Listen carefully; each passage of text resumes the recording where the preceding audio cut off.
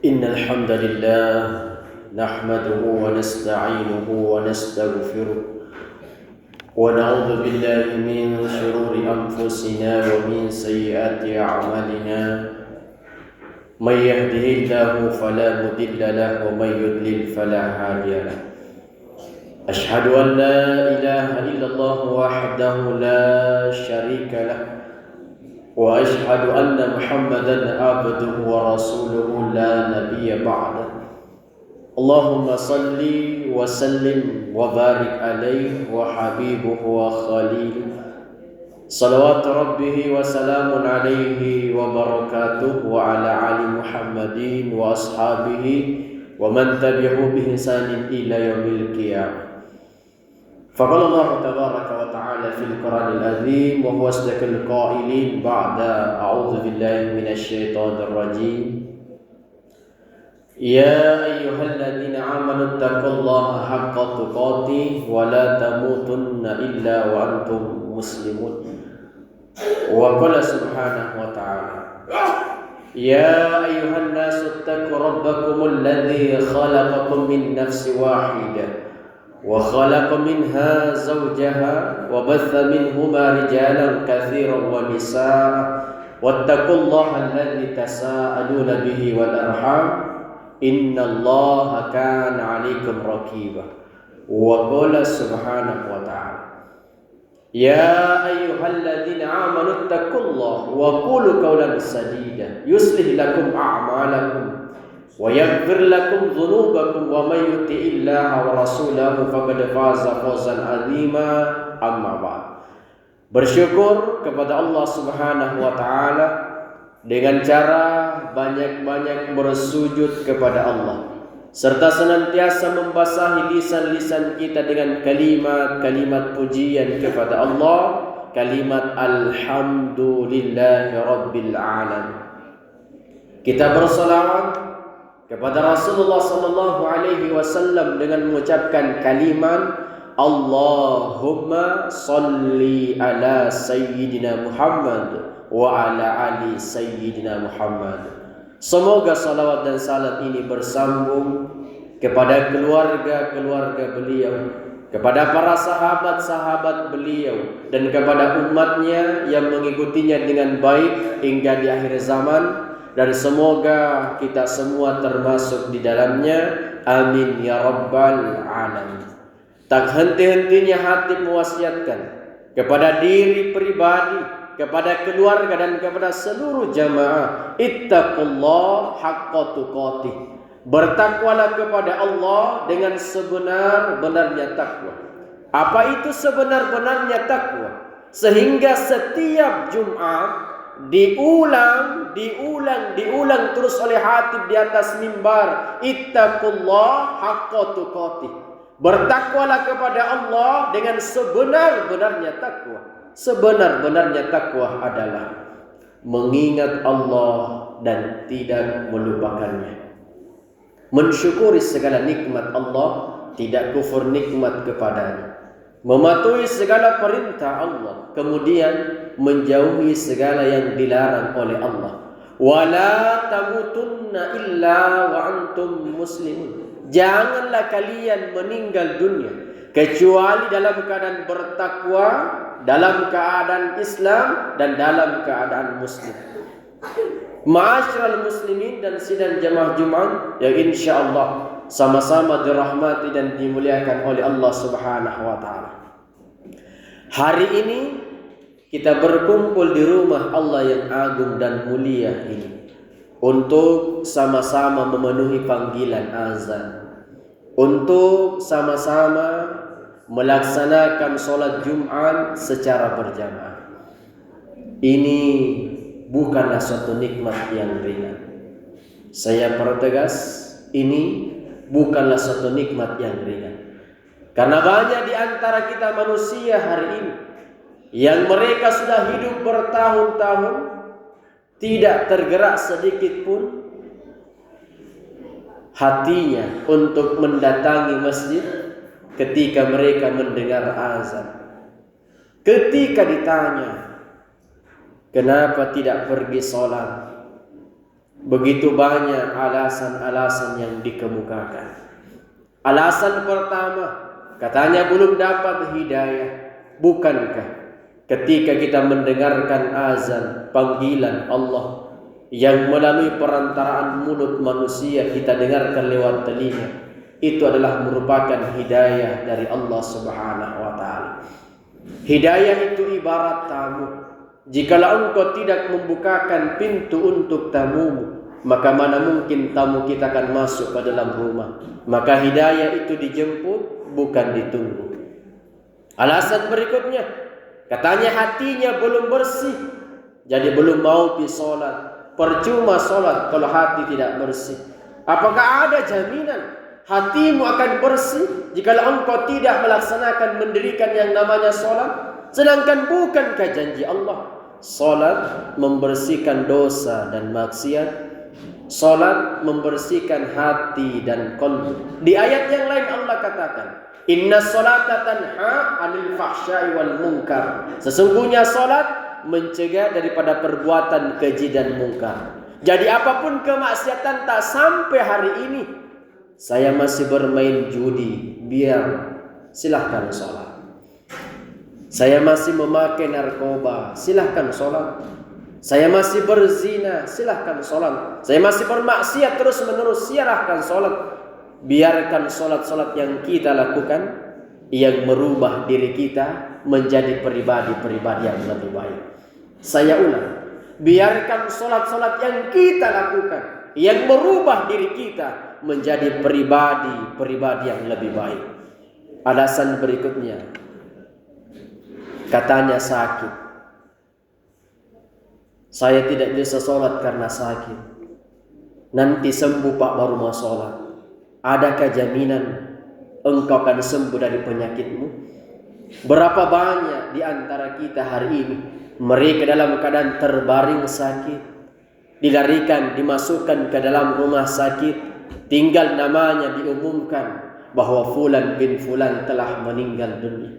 Jadi jadikan solat-solat yang kita lakukan yang merupakan ikhtiar, tawakal kita kepada Allah, agar penyakit-penyakit kita diangkat dan disembuhkan oleh Allah Subhanahu wa taala. Jadikan solat-solat yang kita lakukan merupakan ikhtiar, tawakal kita kepada Allah, agar penyakit-penyakit kita disembuhkan dan diangkat oleh Allah Subhanahu wa taala. Alasan berikutnya, sampai-sampai membawa-bawa nama agama. Saya tidak sholat karena saya sibuk cari makan. Cari makan adalah perintah Allah Subhanahu wa taala untuk anak dan istri saya. Betul. Yang jadi pertanyaan, berapa keperluan makan kita sehari semalam? Sedangkan Allah hanya memerintahkan sholat 5 kali sehari semalam. Sehari semalam ada 24 jam kali 60 menit, ada 1440 menit sehari semalam. Jikalau satu kali sholat memerlukan waktu, membutuhkan waktu 8 menit, maka hanya perlu waktu 40 menit untuk melaksanakan sholat. Masih ada yang tersisa 1400 menit untuk bekerja, mencari makan untuk anak dan istri kita.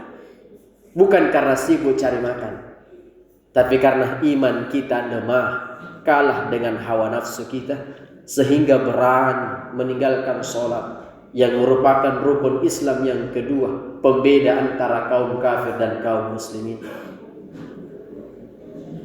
Padahal sholat tidak pernah mengganggu kerja kita.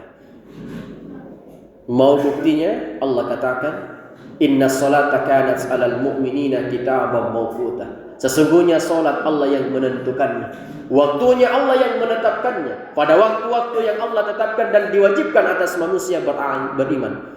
Ajaib, waktu sholat tidak pernah mengganggu kerja manusia 24 jam. Duhur, di seluruh dunia berhenti bekerja untuk istirahat makan siang, Allah perintahkan sholat duhur. Asar, jikalau manusia kerja 8 jam sehari semalam, dimulai dari jam 8 pagi, jam 4 sore sudah selesai bekerja, tinggal sholat asar.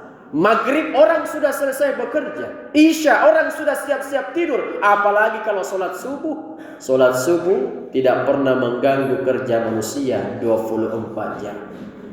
Hadis yang terakhir, ini pengingat untuk kita yang hadir hari ini. Rasulullah mengatakan dalam sebuah hadisnya, as-salatu imaduddin. Salat adalah tiangnya agama. Faman aqamaha faqad aqamaddin. Siapa yang menegakkan salat berarti dia telah menegakkan agama Islam. Wa man tarakaha faqad hadamaddin. Siapa yang meninggalkan salat berarti dia telah menghancurkan agama Islam. Ia telah mengamrukkan daripada agama Islam. Jikalau ada satu orang datang ke masjid Nurul Ilham Iman Tanah Biru, dia bawa batu yang besar, dia lempar kaca-kaca masjid, dia pecahkan kaca-kaca masjid, tentu kita satu kampung di sini akan menangkap orang itu. Kita akan ikat dia, kita bawa ke polisi, kita katakan bahaya ini orang telah merusak masjid. Tetapi Rasulullah berkata lain, bukan orang yang menghancurkan masjid, tetapi orang yang meninggalkan sholat. Orang yang meninggalkan sholat sedang menghancurkan daripada agama Islam, sedang mengambrukkan daripada agama Islam. Yang jadi pertanyaan, hari ini anak tak, istri, keluarga bertahun-tahun tidak sholat. Bukan kita ikat, bukan kita cegah, bukan kita bawa ke polisi, malah kita biarkan, kita kasih makan, belikan sepeda motor, belikan HP yang canggih, belikan rumah yang megah, belikan mobil yang mewah, padahal dia adalah penghancur daripada agama Islam. Tidak ada dosa yang lebih besar daripada meninggalkan sholat. Lebih besar daripada berzina, memakai narkoba, bermain judi, menghancurkan masjid. Masjid dihancurkan masih bisa kita bangun, tapi kalau agama kita hancur, agama keluarga hancur, siapa yang mau bangun agama mereka jamaah? Tugas orang tua setelah dari sholat Jumat, ajak anak tak, ajak keluarga tak untuk mendirikan sholat agar mereka menjadi penegak agama Allah, bukan jadi penghancur agama Allah. Barakallahu li wa lakum fil Qur'anil azim wa nafa'ani bima fihi wa dzikril hakim. Aqulu qawli hadza fastaghfiru innahu huwal ghafurur rahim.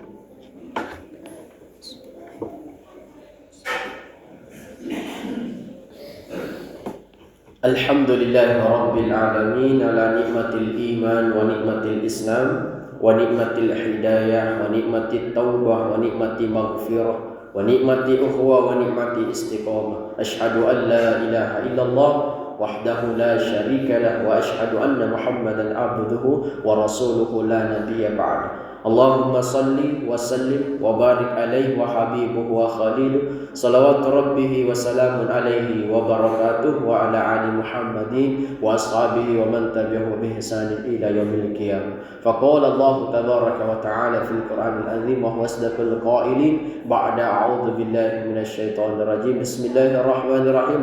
Wal 'ashr innal insana lafi khusr illa alladhina amanu wa 'amilus solihati wa tawasaw bil haqq wa tawasaw bis sabr. Wa qala ta'ala fi ayati ukhra innallaha wa malaikatahu yusalluna 'alan nabi ya ayyuhalladzina amanu sallu 'alaihi wa sallimu taslima.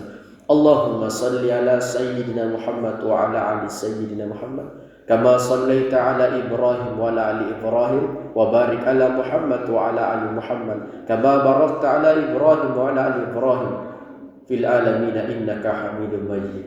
Allahumma ighfir lil mu'minina wal mu'minat wal muslimina wal muslimat al ahya'i minhum wal amwat innaka samiun qaribun mujibud da'wat. Allahumma inna nas'aluka salamatan fid din wa afiyatan fil jasad wa ziyadatan fil ilm wa barakatan fil rizqi wa taubatan qabla al maut wa rahmatan indal maut wa maghfiratan ba'dal maut. Allahumma hawwin alaina fi sakaratil maut wa najatan minan nafal indal hisab. اللهم بارك لنا في رجب وشعبان وبلغنا رمضان اللهم بارك لنا في رجب وشعبان وبلغنا رمضان ربنا تقبل منا دعاءنا إنك أنت السميع العليم ربنا آتنا في الدنيا حسنة وفي الآخرة حسنة وقنا عذاب النار وصلى الله على سيدنا محمد والحمد لله رب العالمين.